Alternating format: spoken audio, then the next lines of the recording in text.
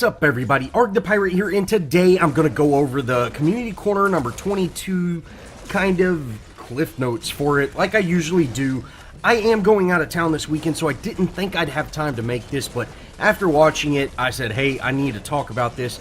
I actually did a whole video over the card packs and things like that, and I was planning on releasing that for Saturday, but, you know, they kind of addressed that, and you know, there are a lot of things that were said in this community corner that I would definitely like to talk about a lot more, and, you know, I think they really need to be talked about. Now, the first thing is the kind of treasure packs. I'm not exactly sure what they were talking, or what they were calling them, but the loot packs that were bronze, silver, gold, and diamond, that you just get a ton of cosmetic items, just like the epic pack from, you know, last year. And you were going to get a lot of chests out of these as well. And I mean, it was a ridiculous amount of chests. I think the diamond pack had like 50 total chests, ranging from, you know, all 4 different, you know, bronze and everything. And they've just completely removed that. They said, hey, that was our bad. We didn't mean to do that. They've apologized for it, you know, after the community just went crazy over it. So they've apologized for it. We can move on. It's no big deal. It's not happening anymore. Now, the first question they asked, or the first question that was asked, is, will all the cards be available to new players? And this is straight up stemming off of things that I've said from the beginning, that Paragon is no longer a level playing ground. It's no longer competitive in the sense that if you don't have access to the same things I do, you're not as good as me. And their response to it is basically no. No matter what, new players will not have all the cards. They want to create a system that feels more personalized and connected to each individual player. So their idea is, hey, you spend time grinding at this game, this is your deck, this is customized to you. They don't want it to be like other MOBAs where, hey, you have this item and everybody's got the exact same item from the get-go and you can build it the exact same way. And, yeah, you know, okay, I don't agree with that. I think that's absolutely wrong. Paragon is no longer a competitive playing field. Period. It's that simple. If you don't have these cards, you're not as good as the person with those cards, or these gems even. And this is even more so true, as you can see, I've never posted a tank video. That is because I am missing a lot of the tank cards. Period. I cannot be a successful tank. Sure, I can halfway build a tank, but a halfway built tank is not as good as a full tank. And so I'm always going to be lacking in that sense. And, you know, their response is, hey, we want this customized thing to make you feel good. Well, okay, I get that, but if I'm missing most of the cards, that's not solid. That feels bad. I'm completely removed from one whole class of hero, or type of hero, or role of a hero, because I'm missing these cards. That means, you know, I can't compete. I always like playing steel. I cannot build just a solid steel tank or a solid steel deck that I would enjoy because I'm missing cards. And that removes competitive. That is not competitive. Competitive is when two people are faced against each other and it boils down to skill. So that could be skill based on building the deck, or skill based on counter building a deck, or skill based on, you know, just outplaying the other hero. But if I don't have access to the same things you have access to, that is not competition. That is why boxers have weigh-ins. If I weigh 100 pounds more than you, I've got a huge advantage. And it's the same thing. If I've got a lot more of the cards than you, I'm at a huge advantage. Now, one thing they did specifically say is at level 15, you have about 80% of the cards. And I'm really glad that they said something like this, because this allowed me to go get on that dummy account that I made that I specifically made to build decks 100% for people that have never opened cards. And that's, I'm going to go ahead and throw up a picture-in-picture here, and you can actually see me go through my deck, go through my gems. I've got a total of 30 games played on this account, 30 PvP games played on this account, and I've got a total of 14 days logged in. Now, this means I am about, you know, I should be about where 80% of the cards, which, going in, I'm missing a handful. You can see I've got probably about 65% of cards. Now, I could go get a calculator and give you the exact number. You can see it here on the screen. I'm not going to do that. That's really not my point. My point is I'm missing all the in-game cards. I cannot build successful decks except in Chaos. Chaos, I have the in-game cards for. Not all of them, but I've got 2 out of the, 3 or 4.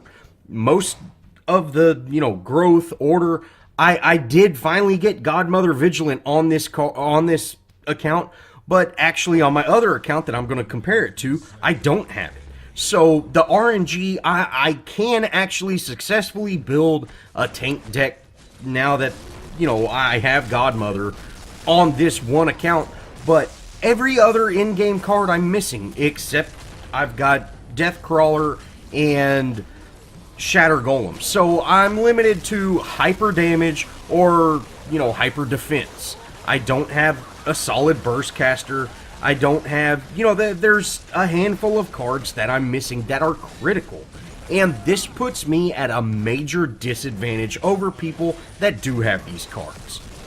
So now we can compare this to my other account. I have 52 total days logged in.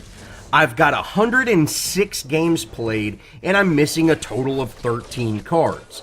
And yet again, I'm missing a lot of the in-game cards, like Godmother Vigilant, like Unbroken Spirit. There are a handful of critical cards that are needed that I am missing. Not to mention, I am missing a lot of the gems that, are very solid gems. It's one thing if you get a gem that's, like overpowered spells with attack speed and basic armor. Okay, whatever. That's fine, as long as you have that gem. But I'm missing gems like Lifesteal and Healing Towers, which make, that have an actual impact on it, not just for that bonus stat, but have an actual impact on not having that gem. And that takes competition out, because not only do I not have access to these, but I can't, I can't compete with somebody that does have access to them, and I don't. It's just not a fair competition. Now, they say the reason for this is it removes the motivational loop within Paragon. That's the reason they don't want to give everybody everything. And, I would have to honestly say what removes the motivation for me, personally, I'm a long-time player. I have an account that has all the gems, has every single card. What removes the motivation for me is I'm not able to compete properly. Even when I'm on the other end of it, I've got the greatest deck ever built, and the guy I'm facing doesn't. For starter decks, most new heroes are, having to be forced to use starter decks. And starter decks cap out at about 25 attribute points, or, agility, whatever you end up putting it in. They cap out at about 25, so they can't build 30, 35 point card decks, which, most of the time games don't last that long, but when they do, they are at a huge disadvantage. What wins that game is the lack of them having cards. It turns them into super easy targets because they're not as strong as you. You're fully fed when, they got fully fed at 20, 25 minutes in. You got fully fed at 40 minutes in. So you're absolutely destroying them because, they're at a severe disadvantage. And that's the motivational loop. The motivation should not be, hey, you want to strive to get these cards. Motivation should be, I'm on the same playing field as these guys. I want to be better than them. I want to grow my skill, not grow my deck. Now, they did talk about they're going to possibly implement a store that you can buy specific cards with reputation. And, you know, hey, that's okay. That's still, in my opinion, not putting everybody on a level playing field. You are still catering to the people that have been playing for longer. You know, if you want to bring in a new audience, you need to give them the same thing that everybody else has. If you say, hey, you can grind, you know, 100 games, get 500,000 rep, and be able to buy, you know, let's just say 10 cards. You're finally now able to be on the same playing field as everybody else for this hero or this group of heroes. Say you go ahead and buy a full burst caster deck with Death and Intellect. You're able to buy all the in-game cards, all the mid-game cards. You still don't have the ADCs, you still don't have supports, you still don't have offlane, you still don't have jungler, but you have a very solid build for burst casters. Okay, you know, great. That's a step in the right direction, but they still have to grind rep. They still have to maybe buy boosters to gain more rep. It still turns into a super grindy game just to be on the same playing field as people that have been playing for a while. And that's not in the spirit of good competition. No competitive thing out there says, hey, you're at a disadvantage because you just haven't been playing as long.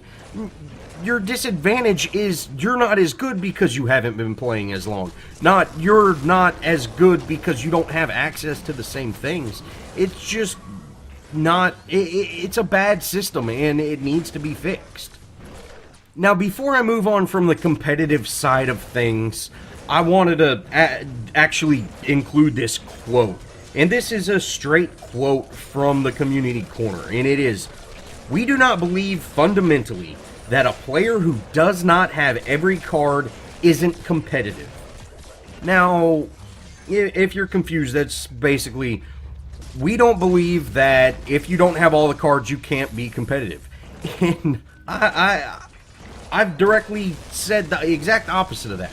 Let's take for example, a guy with a Ford Mustang, a brand new Ford Mustang. He's got the biggest engine in it. And a guy goes and buys the exact same car, but has a smaller engine. They're the exact same thing. They're the exact same car, but one is better than the other because it just has better stuff in it. It has nothing to do with who drives the car better. It's one is better than the other, period. And that's the exact same way with the cards. A guy with all the cards is better than the guy that is using a starter deck. And that has nothing to do with skill. It's specifically because they don't have the right stuff. They can't compete. They can't counterpick. They can't do any of that. That is 100% people that don't have access to all the cards are not in the same playing field and cannot be as competitive as the people that do have them. But okay, let's move on from the competitive nature. That's kind of my rant. You know, it is a little upsetting to see the Paragon and the community corner sticking behind this.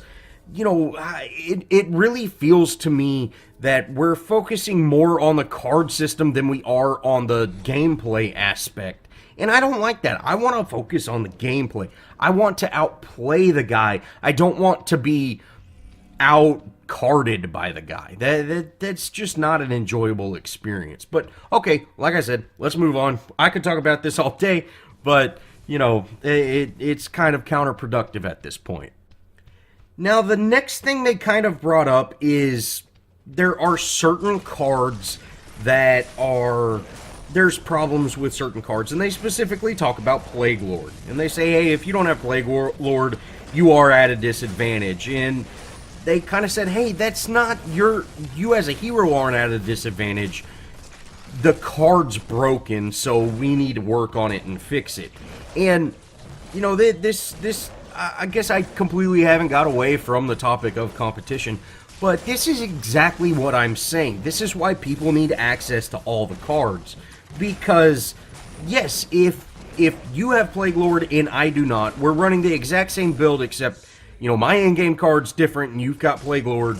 I'm at an extreme disadvantage because I don't have this card. And they say, hey, you could just build your deck differently. And yeah, I agree. I could build my deck differently. But if this deck fits my playstyle, if this is the deck that I want, and I'm not able to do it, not only am I at a disadvantage because I don't have the card, but the other team is at an advantage. And, you know, yeah, again, they said, hey, that's a problem with the card. Well, okay, I agree the card needs some balancing, but I can't play that broken card. You know, let's say when Revenant came out. When Revenant came out, he was broken, or Morgesh. You know, a handful of, almost every hero. When they first come out, they're broken. And it was balanced because both teams could have a Revenant. It was balanced because both teams can have a Morgesh. It's not balanced now because both teams can't use a Plague Lord. And, you know, that's something that we as a community need to make Epic understand. It's not enjoyable to be completely beaten because you don't have access to the same things that the other team does. Previously, we've always had the same access. You could build decks that might not be quite as strong. You might not have Spell Vamp or something like that, you know, you really wanted, but you could build a deck that was just as good with those starting cards. You can no longer do that.